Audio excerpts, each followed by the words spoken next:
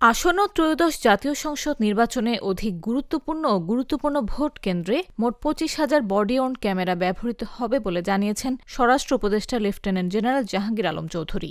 একই সঙ্গে নির্বাচনের প্রত্যেক ভোট কেন্দ্রে সিসিটিভি স্থাপন করা হবে।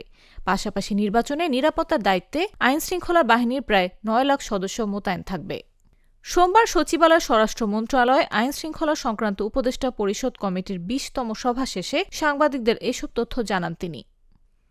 স্বরাষ্ট্র উপদেষ্টা বলেন, ত্রয়োদশ জাতীয় সংসদ নির্বাচন ও গণভোট ২০২৬ উপলক্ষে সশস্ত্র বাহিনী বিভাগ সহ বিভিন্ন আইনশৃঙ্খলা রক্ষাকারী বাহিনী থেকে মোতায়েন থাকবে বাংলাদেশ সেনাবাহিনী ১ লাখ, বাংলাদেশ নৌবাহিনী ৫,০০০, বাংলাদেশ বিমান বাহিনী ৩,৭৩০, বাংলাদেশ পুলিশ ১,৪৯,৪৪৩, বাংলাদেশ আনসার ও গ্রাম প্রতিরক্ষা বাহিনী ৫,৭৬,৩১৪, বর্ডার গার্ড বাংলাদেশ ৩৭,৪৫৩, বাংলাদেশ কোস্টগার্ড ৩,৫৮৫, র্যাব ৭,৭০০ এবং সাপোর্ট সার্ভিস হিসেবে ফায়ার সার্ভিস ও সিভিল ডিফেন্স অধিদপ্তর ১৩,৩৯০ জন।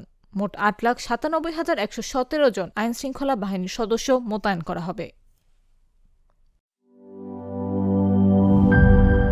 মিল্ক ক্রিম আর এক্সাইটিং ফ্রুট ফ্লেভারে তৈরি হুররে ওয়েফারের মাঞ্চি টেস্টে আপনিও বলবেন টেনশন দূর রে, হয়ে যাক হুররে।